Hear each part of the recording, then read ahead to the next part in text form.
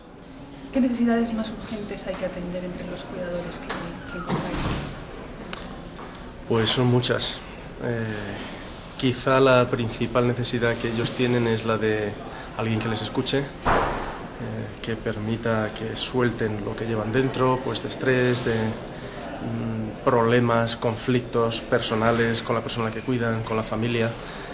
Es también necesario pues el ofrecerles información de qué les está pasando, qué problema tiene su familiar, en qué consiste el problema que tienen, pues cuando es Alzheimer, pues aunque esto hay que hacer con matizaciones, pues en qué consiste el Alzheimer, porque claro, si son fases iniciales y uno les empieza explicando lo que pasa al final, pues a veces es problemático.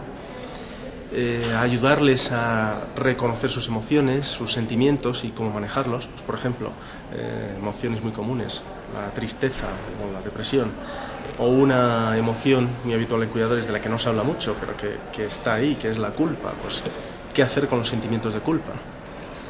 Ayudarles a que sean conscientes de la importancia de cuidar de sí mismos, porque así es como podrán realmente cuidar bien de su familiar, lo cual es quizá lo más difícil, porque ellos quizá pueden tener muy claro que efectivamente necesitan ayuda, que tienen que estar bien, pero siempre priorizan lo del familiar.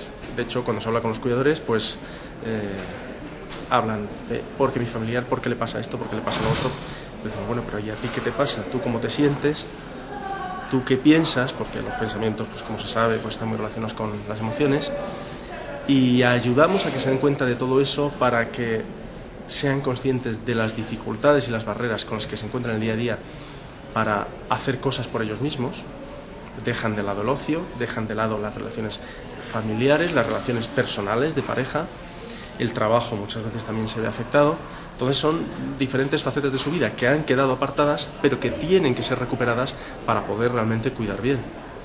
Y todo eso es pues muy complicado y por eso hace falta quizá un poquito de ayuda para los cuidadores.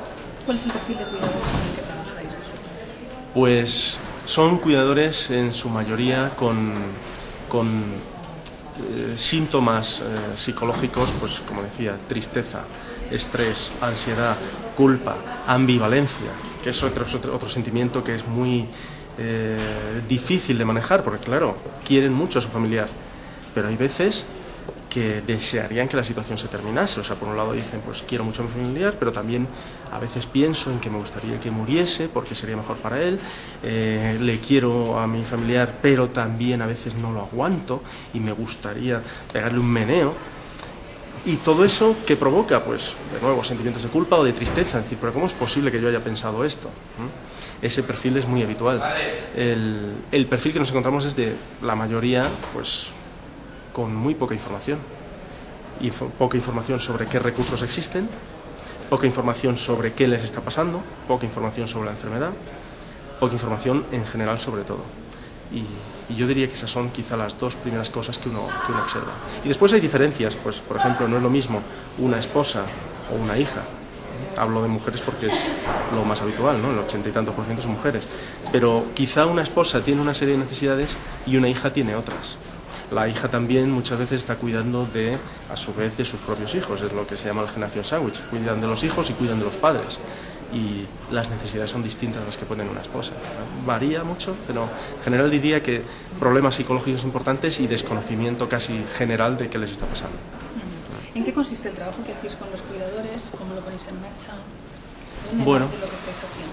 pues nosotros ofrecemos atención psicológica individual gratuita para cuidadores y lo que pretendemos, o el objetivo de estas intervenciones es dotar a los cuidadores de habilidades para cuidarse, para cuidar mejor. Les damos una serie de herramientas para afrontar el cuidado que les permitan encontrarse mejor, poder atender mejor a su familiar y de esa manera pues quizá reducir los efectos negativos del cuidado, pues tendrán menos tristeza, menos culpa, menos ansiedad y afrontarlo en mejores condiciones. ¿Qué es lo más importante que tienen que cuidarse? ¿O dónde más insistís? Pues tratamos de que tenemos como dos programas, ¿no? Pero en conjunto podríamos decir que sepan reflexionar adecuadamente acerca de lo que les está pasando para tomar decisiones lo más adaptativas posible, afrontar de manera adaptativa, pues por ejemplo, prestando atención y teniendo en consideración la necesidad del tiempo libre, del ocio, y también estamos trabajando muy recientemente en la importancia de los valores. No necesariamente hay que hacer actividades de ocio y de tiempo libre, sino que lo que haga un cuidador sea algo que realmente le importa. El que, a través del cuidado muchas veces, que es lo que hacen los cuidadores, dejan de lado todo y no están dedicándose a las áreas realmente importantes de su vida. Por ejemplo, para un cuidador puede ser realmente importante o fundamental la familia, y por el hecho de estar cuidando, deja a la familia de lado.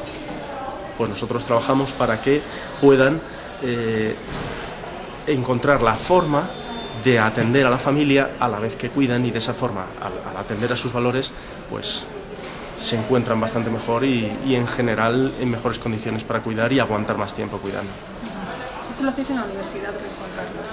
Sí, es un proyecto que está formado por investigadores de diferentes universidades, tanto nacionales como internacionales, y el núcleo,